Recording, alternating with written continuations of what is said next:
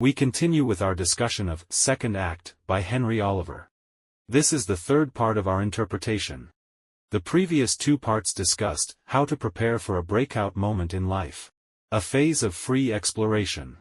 But as the saying goes, what's past is prologue. Preparation cannot go on forever. The prelude must come to an end. Perhaps now it's time to step into the second act and take real action. Not everyone gets the chance to make their move. Some incredibly smart people may spend their lives studying a certain discipline, enjoying the process, but never gaining real entry into the field, and ultimately remaining obscure. Oliver says that starting the second act requires the right people, the right place, and the right time. In Chinese, we'd call this timing, location, and human harmony. Today, let's talk about location and human harmony. To transition from the preparation phase to action, it's often best to change your environment. This sounds simple, but as a middle-aged person with both aging parents and children to care for, I know just how hard changing environments can be. One commonly discussed dilemma is whether to stay in a big city or return to a smaller hometown. There are all kinds of trade-offs. Cities offer higher income, but also higher costs and instability. Small towns offer better quality of life, though with lower income. The biggest reason many people stay in big cities is their children. They believe that the exposure and experiences available in cities are unmatched by smaller places. But if a city's benefits for your children's education outweigh its impact on your own career development, doesn't that imply you've given up on developing your career? After this talk, you might realize that, if your goal is for your children to succeed, growing up in a big city may not be strictly necessary. I'd argue that people who want to build a serious career need to be in big cities. But most people are not trying to build a serious career. The value of a big city lies in its horizontal connections and weak ties, which facilitate collaboration and learning. Especially if you want to launch something innovative, a big city is the place to do it. But this benefit only matters to a few people. If you just want a stable salaried job, and your daily contacts are close colleagues and family, your strong ties, then those horizontal connections don't really matter. Most of the books we talk about are about projects. Horizontal connections. That's probably why many people only read for the sake of their children. Children are, after all, our legacy. But your life matters too. One of the most powerful stories in Oliver's book is that of Samuel Johnson, 1709 to 1784, the man who compiled the first major English dictionary. Though Johnson lived in the 18th century, his experience feels surprisingly modern and relatable. You should know that English was not always a high-status language. It gained global importance as the British Empire expanded and figures like Shakespeare elevated its literary status. Still, before Johnson, there were some English dictionaries, but they were disorganized, inconsistent, and lacked authority. Johnson's dictionary standardized spelling and grammar and offered rich definitions. It didn't just document English. It defined it. His dictionary included over 40,000 entries and 116,000 usage examples. These examples weren't made up on the spot. Johnson drew from a wide range of literary and scholarly sources, such as how Shakespeare used a word, or how others used it.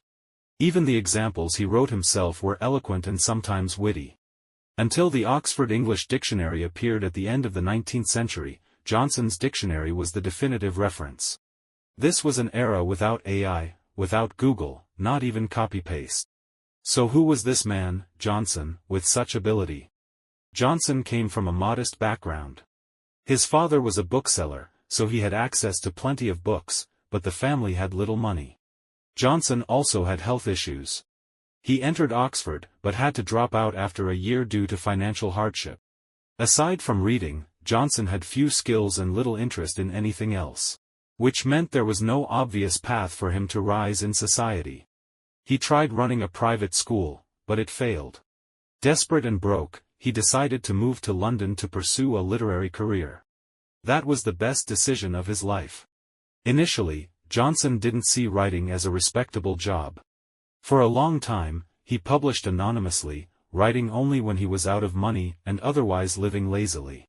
His poems and essays were good, but his real talent lay in moral judgment. Much like today's opinion leaders. When something happened in society, Johnson could comment insightfully. This talent made him ideal for writing a column, so he wrote to a magazine called The Gentleman's Magazine, offering to write under certain conditions. But was ignored. Despite having no formal role, Johnson still benefited greatly from life in London. First, it gave him business sense. He met many publishers and developed an instinct for what the market wanted. The value of this instinct is clear when you compare him to a fellow Oxford student who stayed in academia his whole life and died in obscurity. Johnson, meanwhile, earned lasting fame. Johnson once said, "If I had lived in isolation from age 15 to 25, just reading books, it wouldn't have hurt me.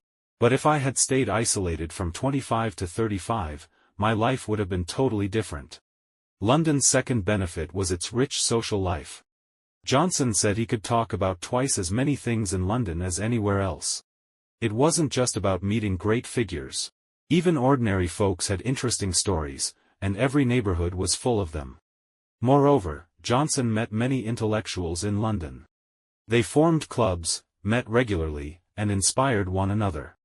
So even though Johnson wrote anonymously, he was part of a network and built significant prestige within it. Johnson had two exceptional talents that helped him secure the dictionary project. First, he had encyclopedic knowledge. Everyone in the literary world knew he was the most well-read person around.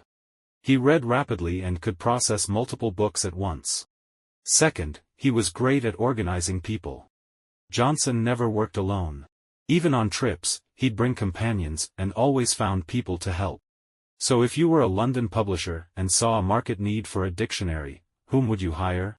Johnson delivered fast and well. Where others might need dozens or hundreds of people and decades to produce a dictionary, Johnson led a team of 6 and finished in just 9 years. His 6 assistants were mostly scribes. Johnson himself selected all the quotes and wrote many of the examples. Because of his broad reading, he included references from literature and various disciplines, along with his own insights. The result was a dictionary that was not only practical and creative, but also clear, insightful, and even entertaining. The dictionary made Johnson a London celebrity. But he didn't stop there. He continued to produce great work and kept learning into old age. After 60, he had strong views on nearly every subject and could engage meaningfully with experts from any field. He even visited a military camp and stayed up late watching a court-martial, speaking knowledgeably about military matters. Young Johnson was lazy, relying on intelligence and books to get ahead. But later in life, he declared that effort was more important than talent. He said, "Nothing will supply the want of prudence, and that negligence and irregularity long continued will make knowledge useless, wit ridiculous, and genius contemptible." Johnson's story offers us 2 lessons. First, if you want to do great things, go where things happen. We previously discussed Albert Laszlo Barabási's book, The Formula, which showed that the price a painting fetches depends almost entirely on which galleries and museums it has appeared in. In fields where success depends on subjective recognition, the only way to succeed is to join the mainstream. But this doesn't mean you have to start in the center. Plenty of London intellectuals didn't achieve what Johnson did, even though they were born there. Starting on the margins can build strengths the center can't. Consider Antony van Leeuwenhoek, 1632–1723, inventor of the microscope and father of microbiology. He had no formal scientific training. Born into a merchant family, he became a cloth trader. To assess fabric quality, he used magnifying glasses and eventually began crafting better lenses himself. By age 41, he created lenses that could magnify 266 times. Something mainstream scientists didn't have. He saw little animals in a drop of water, what we now call bacteria, and reported this to the Royal Society. They initially ignored him.